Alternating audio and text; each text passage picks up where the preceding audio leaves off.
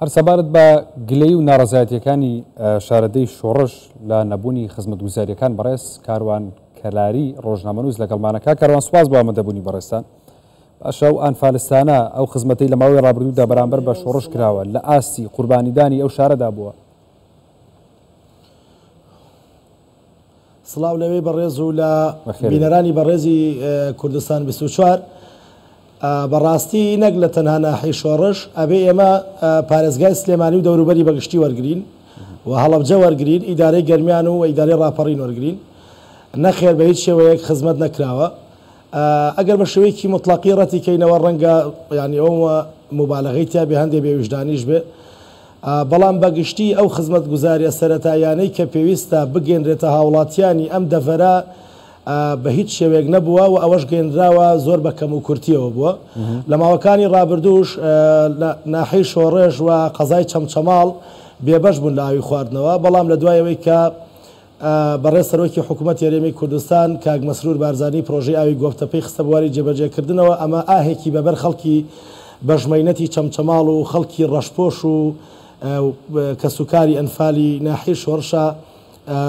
بەڕاستی هێنایەوە و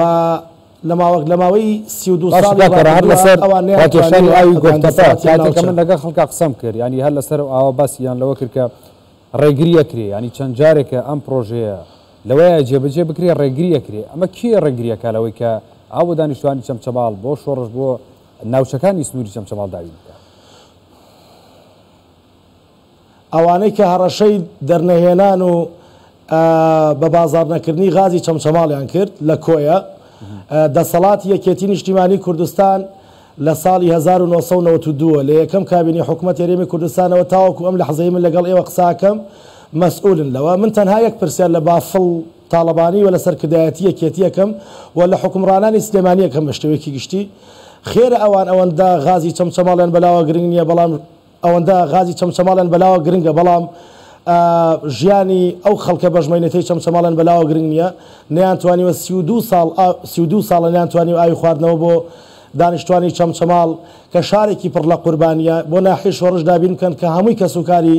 ئەنفال کراوانە بۆ ئەم گەرمیانە. ئەگەر دەرفەتم دەی باسی پرۆژەکانی گەرمیان بە شێوەیەکی گشتی بکەم سپاس دەکەم. فەرموو. طبعا لە کابینەی ئەم پرۆژانەی کە لە گەرمیان کراوە لە ئیدارەی گەرمیان واتە لە قەزای دەربەندیخان لە کەلاری ناوەندی ئیدارەی گەرمیان لە کفری و لە دەوروبەریشی فەزلی ئەگەڕێتەوە و ئەو ئەتوانم بڵێم ئەو کابینانە کردوێتی کە سەرۆکی حکوومەتەکەی پارتی بووە لە کابینەی پێنجەم، 2 ساڵی کابینەی شەشەم، کابینەی حوتەم، کابینەی هەشتەم و پرۆژە استراتیژیە گرنگەکانی کابینەی نۆیەمی حکوومەت یاریێمی کوردستانیش. لە پارەی شیرینی نەوت نێچیروان بارزانی 2 جار هاتوۆتە گەرمیان، زیاتر لە 700 میلیۆن دلاری هێناوەتە گەرمیان کە تەواوی جووتسایدەکانی دەواازەکانی کەلار، ڕاکێشانی ئاو و کارەبا، زایدن ئاوەڕۆ بۆ گەڕەکە تازەکانی کەلار و بۆ گەڕەکانی دیکەی کەلار، پۆشتەکردنەوەی زانکۆی گەرمیان لەگەڵ ئەوەی کە لە بواری وەرزشی 1 ملیار و 500 میلیۆن دینار دراوە بە یاریگای شێوانە، ئەو یاریگای ئەو ڕۆژەی بافڵ تاڵەبانی لە ناو یاریگاکە خۆی بادەدا 1 ملیار و 500 میلیۆن دینار نێچیروان بارزانی داوێتی بە و یاریگایە بۆی دەوروبەری یاریگاکە بکرێتە شوێنی هاندەر، لایەکی دروست کراوە پارەکەی دیکە دیار نەماوە. لە بوارەکانی دیکەش ڕێگای پشتێنەی کەلار و پرۆژەکانی دیکەی دنیای قوتابخانەی نمونەیی لە کەلار و ئەوان تەنها بەرزەپردێک 2 ساڵە خەریکینەوە بەرزەپردە 300 مەترە. من ئەمێ بەڕاستیمە عیبێکی زۆر گەورەیە، ینی ئەبێ خەڵکی یەکێتی خەڵکی ئەم ناوچەیە پرسیار بکەن. ئێستا فلێکسێکیان هەڵواسیوە ڕسمێکی کاک بافڵە ئەڵێ کۆتایی پێدەێنین. من لێرە وەکو ڕۆژنامەنووسێکی گەرمیان لە بری خەڵکی گەرمیانش داوای لێکەم کۆتایی بەکارکردن لەو بەرزەپردە بێنێ کە درێژەکەی 300 مەترە 2 ساڵە نەیانتوانیوە تەواوی بکەن. و ئەمەوێ باسی و پرۆژانەش بکەم کە لە کابینەی نۆیەمە هێنراوەتە گەرمیان. ئێمە ئەتوانین بۆ نمونە ئەوە بە خەڵکی گەرمیان بڵێن لە کابینەی نۆیەمە مانگی دەی ساڵی 2022 کە کاک مەسرور هاتوۆتە کەلار سایلۆی گەرمیانی کردوتەوە کە 90,000 تۆن گەنم ئەمبارەکە، واتە ئەگەر 5 ساڵ ئابلوقە بکرێتە سەر گەرمیان تەوق بدرێ گەرمیان نەیەڵن یەکشت داخلی گەرمیان بکرێ ئەو گەنمەی کە لە ناو سایلۆی گەرمیانە ئەگەر بیهاڕن بیکەن بە ئارد ماڵێکی گەرمیان بێ ئارد نابێ. ئەمە پرۆژە گرنگەکانی کابینەی نوێمە و 19 پرۆژەی دیکەشی هێناوەتە گەرمیان لە بواری تەندروستی ئەمبولانس و ئۆتۆمبیلی بۆ نەخۆشخانەی شەهید خالد گەرمیانی و بەڕێبەرایەتی گشتی تەندروستی گەرمیان و نەخۆشخانەی گشتی کەلار دابین کردووە. لە بواری وەرزشی تیپێکی میلی نەماوە لە قەزای کفری پۆشتە نەکرێتەوە و لەگەڵ ئەوەشتا دوێنێ بوو پێرێ بوو کۆتایی بە ئەوە هات لە ماوەی 32 ساڵ یەکێتی نەیتوانی کارەبا بگەێنێتە نزیکترین گوندی کەلار کە 10 دقە لە ناوەندی کەلارەوە دوور بێ. پێرێ کۆتایی بەوە هات یەک گوندی گەرمیان نەما لەسەر دەستی کابینەی نوێم ئەو گوندانەی گەرمیان هەمویان کارەبایان بۆ ڕاکێشرا کە گوندی وای بابەت تەواوکەم کە گوندی وای تایە 100 ساڵە چرا داگیرسێنن لەسەر دەستی مەسرور بارزانی و کابینەکەی کارەبا گەێنرایە هەموو گوندەکانی گەرمیان بۆ ملێرەوە پیرۆزبایی لە خەڵکی گەرمیان و یەک دنیا دەستخۆشی و پێزانیش بە سەرۆکی حکوومەت. زۆر باشە ئەگەر لە ناحیەی شۆڕش بمێنینەوە ینی ئەوەی کە من بینیم لێ خۆم ڕۆشتنەوەی مەیدانیەوە بەرنامەیەم کرد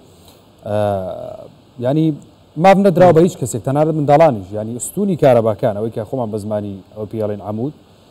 هێڵەکانی کارەبا زۆر نزم بوون هەتا مناڵەکان کە یاریانە کرد من بەشێکی تەسویق کرد و ئینشەڵا داشە بەسێ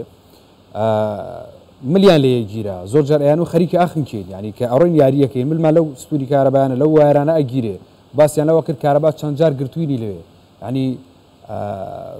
ئەوەی ئەو خزمەتی کە کراوە بەو شوێنە لە ئاستی قوربانیدانی ئەو شارەدا ئەوەی کە ئەبیرێ بە چاو نییە بۆچی دەسەڵاتدارانی ئەو ناوچەیە دەسەڵاتی سیاسی ئەو ناوچەیە نایەوێت کە ئاستی خزمەت گوزارەکانی تا ڕادێکی کەمیش بێ بەرزی کاتەوە بۆی کە مناڵە بێتەوە قوربانی ئەنی جارێکی تر ئەنفال لەوێ ڕوایاتەوە بەس بە شێوەیەکی دیکە. کاکە ئەوان هەمومانەکەن بە قوربانی دۆلارێکی داهاتی ناوخۆ و دەواازە سنوورەکان هەموو خەڵکی چەمچەماڵ و گەرمیانی بەشمەینەت و مەملەکەتی ئەنفال و ڕەشپۆش ئەکەن بە قوربانی